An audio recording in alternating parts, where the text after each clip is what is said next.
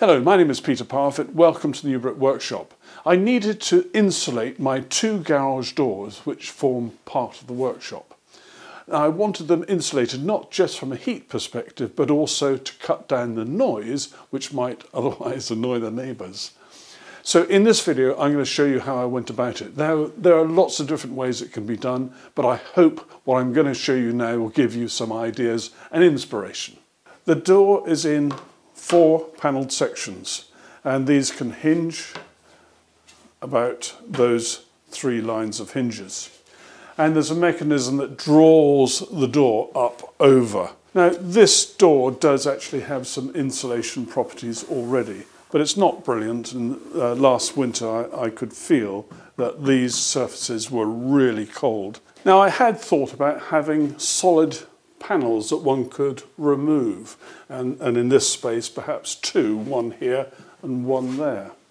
And I had this at my old workshop, and I didn't need to open that up and over door very often, but when I did have to open it, it was a real nuisance because these sections were quite awkward to handle, and if you had to have the door accessible for a period of time, then storing those solid sections was a bit of a nuisance. So I've come up with a different idea. So the plan is that this whole area will be covered with an insulating quilt, and I'll show you the options in a second. Now I want it to come up over this lip here because I can feel, if I put my hand up there, a tiny bit of draft from time to time. I also want it to come over this edge here so that the sides can be pushed in here again to help stop drafts, and that will be on both sides. And my idea is to have insulation material that hangs from above and hangs downwards.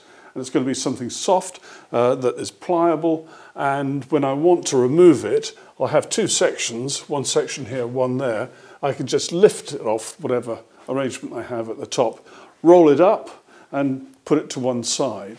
And that makes it a lot easier if I've got to have access to the door over a long period of time. And I've looked at a lot of different options, and the simplest would have been something like this, which has got a sticky back to it, and you can stick this on your door. It might be a very simple solution, provided you made allowance for the movement of the door mechanism itself. It doesn't work in my case because I want those overlaps at the edges to stop the drafts, so that one was out. So I then started looking at material like this, which is a composite material. It's got layers of reflective foil, layers of insulating material, more reflective foil in between.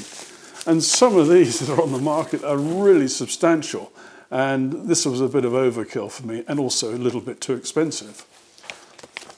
At the bottom end is just a simple foil which hangs like a curtain, not appropriate.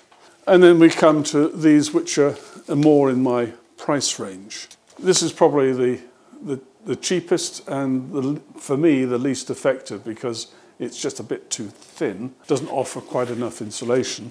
And then there's products like these 3 which are all very similar. And in the end I went to Screwfix and bought a product called Super Quilt. This was the wrapper that came in.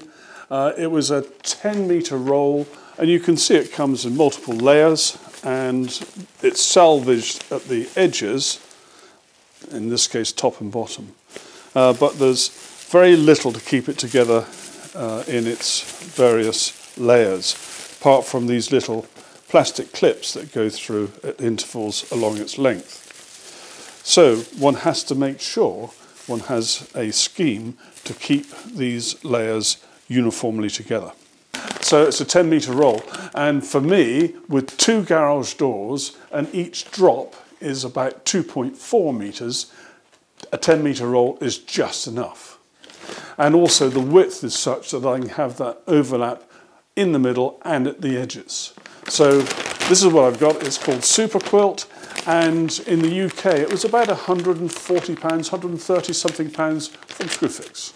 Now, just one word of warning. When I bought this, it was in a roll, not so dissimilar from what you see now. It was a little bit tighter, and it had just a thin plastic bag around it. Now, in transit, it was wherever it was from the depot to my local screw fix.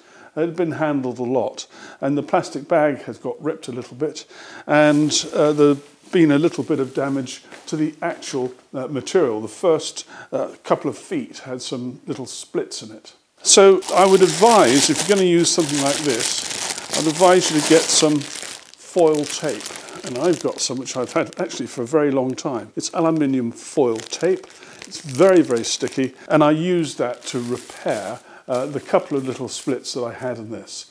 And I'm going to use this around the cut edges which I have to do for the shape of the doors in order to keep the material neat around those cut edges.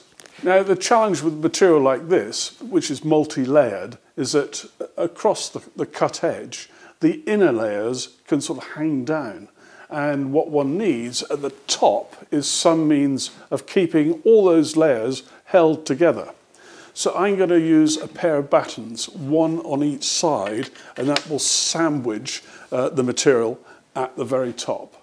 And with the material hanging like this, it's less likely to tear at the points where it's hanging, because it's going to be clamped effectively along its whole width. Now, although not many people will be doing exactly what I'm doing, I thought I should show you this. My batten, which is going at the top, and also the batten that goes at the bottom, I've rounded over the inner edge. Now, if you imagine that edge there is rounded over and this edge is rounded over, then my material is going to go down here. So that means that if there's any motion like that, there's not a sharp edge on the material causing it to cut or get damaged in any way. I'm now ready to go and cut my material to the exact size and shape required, and then attach these. Now, I say the shape required. I've got to make an allowance for this part of this mechanism because the material is going to go up to that point there, but I've got to allow for this. And at the edge over here, and at the edge you can't see, there's this part of the mechanism. The material is going to be all the way up to there, and also I want it to go round here so it can be tucked into there. So I'm going to have a little cutout here. Now, I've measured it very, very carefully. I've got just enough material to do this on a 10-metre roll. Fingers crossed that I don't have any mishaps. Right, I hope you can see what I'm up to. I'm about to do the first piece of the work, and I'm choosing a piece on my second door, the door that you haven't seen, the one that I don't use very often. Now, what I've done is I've made an assumption that my lines on my floorboard are in a straight line. They are.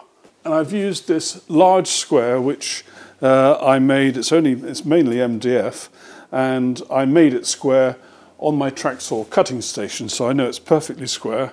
And I used this to scribe a line across here. And that line corresponds to where my batten will go, the one that's at the back.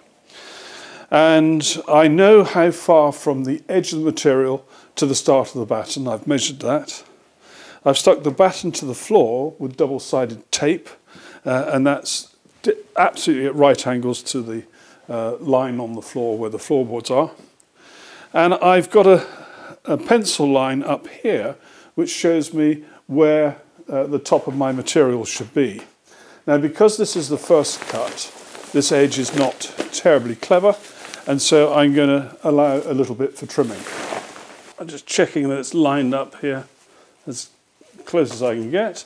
I'm just going to check.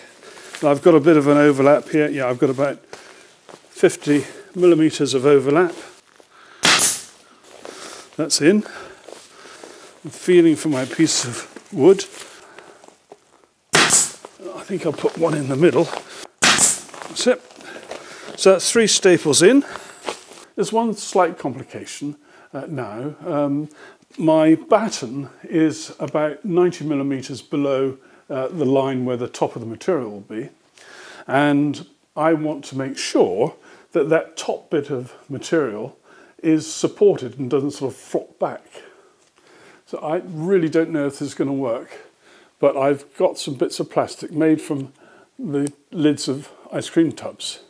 And I'm going to staple these in a line, probably about 7 or 8 of them per strip, in a line, and they will be supported by the batten, so held there, and they will provide a little bit of springing action to help encourage the insulation to stay upright over the gap.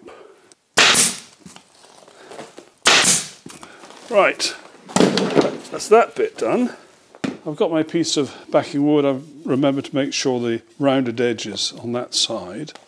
I'm just going to put one screw in at the end here. Now, with the material trapped the way it is now, it means that the inner layers are unlikely to be able to move very much relative to each other. So my cutting method is just going to be use a pair of scissors. Now, I don't know whether this will be a terribly neat job or not. What I'm doing is I'm gripping this as I go and cutting as carefully as I can.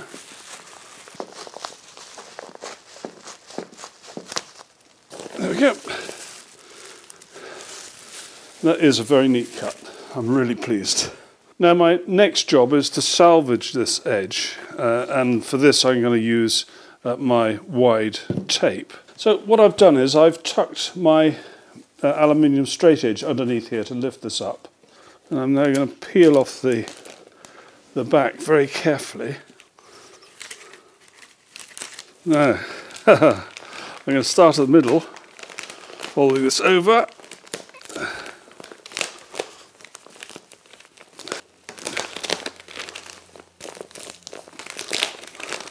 That wasn't as bad as I thought it would be. Squidge it down a bit. There we go. Now I have to say just how good this aluminium foil tape is. It's really, really sticky. Mine is 96mm across. It's really satisfying. It goes on so well. Getting the backing off this foil can be quite tricky because the foil itself has got this really good adhesive on it. And so what I've found is if I use a craft knife, just gently pick away at an edge, and eventually you get a little bit of a corner sticking up. You might just see it there. And then you can grab it and start to peel it away. So I've measured it for length. I've drawn a line. My material's down flat.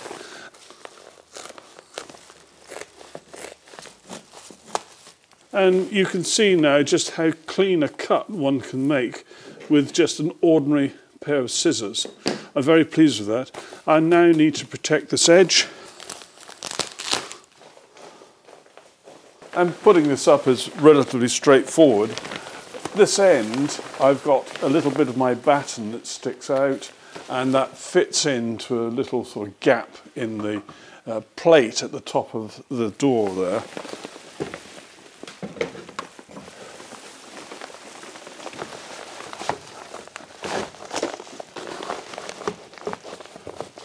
And the bit of batten that's behind here sits on a ledge, and all I now have to do is to push this in to seal the gap so there's no draft.